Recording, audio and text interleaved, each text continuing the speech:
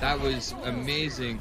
And it seems both Zarya ults are coming out, but both have defensive ults. North has another shatter already. So It's does 3. Jason. That's huge. The They beat don't have a is, the shield beat now. is, oh! That's 3.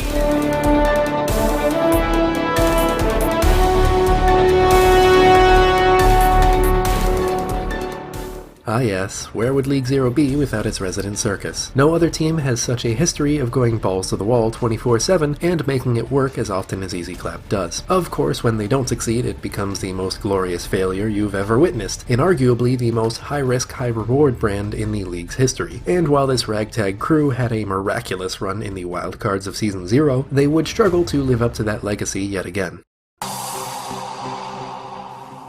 Despite placing dead last in the regular season standings of Season 0, EasyClap did manage to finish 4th place in the playoffs after one of the most unprecedented wildcard runs in the league's history. While Rose would be stepping down as the manager moving into Season 1, the team's coach Sparrow would be stepping up to the plate to continue on with the Clappers' legacy. Much of the original team, including Spectre, Jason, Alizoni, and Zaheev, would return, hopefully this time with more success in the regular season. The defining characteristic of the team this time around would be taking the formula that worked so well in the final hour of Season 0 and trying to perfect it into a winning record.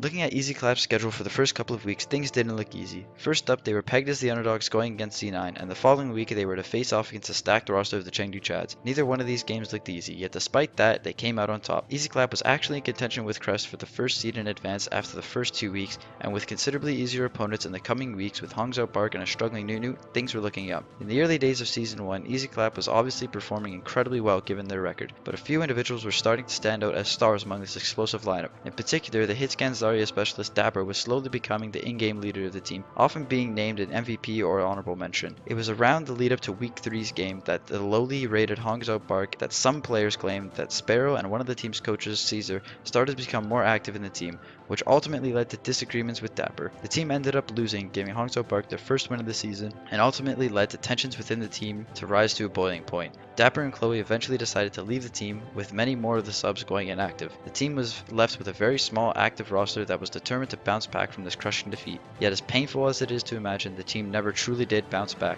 They would go out to lose the remainder of the first half of the season, putting them in an extremely volatile spot moving into the mid-season break. Now, with the position EasyClap were in after Week 5, you'd think they'd be making some huge moves to put them back on the right track. They very obviously needed to do something, since the team was left in a limbo of being unable to pull out a win. While they did make a few minor pickups in Norse God to sub in occasionally for Jason on main tank, they otherwise did nothing large enough to fully snap them out of their stupor.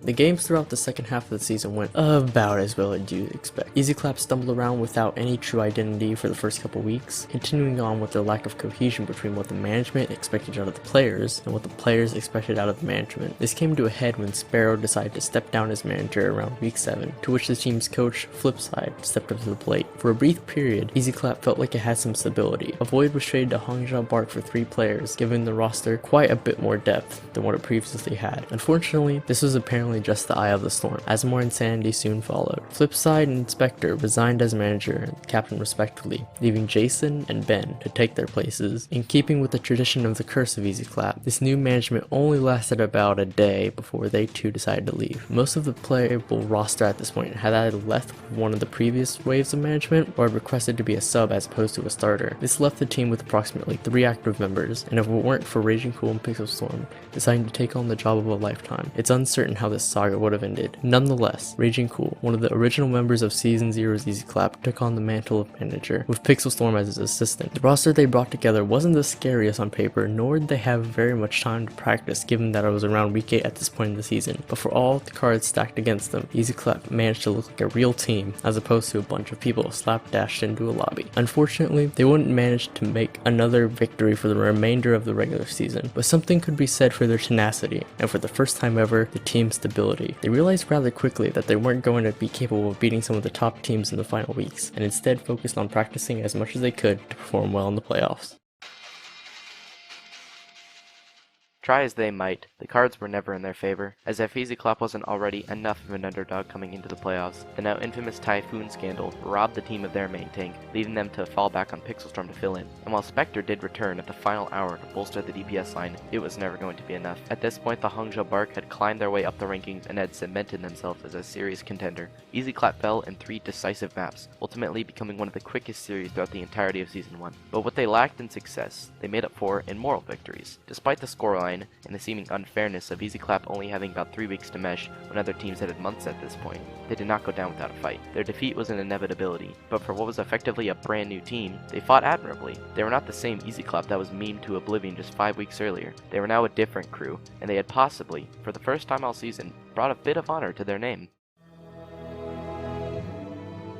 Along with Newt Newt, I'd find it hard to judge Easy Clap based on their performance throughout the entire season. The team that fell out of the quarterfinals isn't even remotely the same as the team that upset C9 week 1. It is interesting to witness firsthand that luck can only carry you so far, and Easy Clap's first iteration could pull it together long enough to claim any more than 2 victories. On the other side of the coin, Raging Cool and Pixelstorm have earned a ton of respect for what they managed to do in such a short time, but I don't think it's entirely fair to truly grade them on their team's performance given the circumstances. In hindsight, if Easy Clap had exploded sooner in the season rather than holding on for dear life while they festered from the inside out, I think the final wave of management could have possibly made something of the ashes. Instead, they were left with practically no time whatsoever and had to work with what in all reality was a pug group. I wish there was a way they could have been given more time, but unfortunately you can't change the past. As for the first generation of Season 1's Easy Clap, I can't see giving them anything higher than an F. There's an art to managing, and sometimes that means taking a step back and letting the players run things better. A lot of accounts are saying that things were going well with the team, and they enjoyed themselves right up until the management became hyper-involved around week 3, and unsurprisingly, that's exactly when things unequivocally went downhill. This systemic failure is obvious enough to trace back to its source, and could have easily been avoided with more time taken for mutual understanding among the team rather than memes.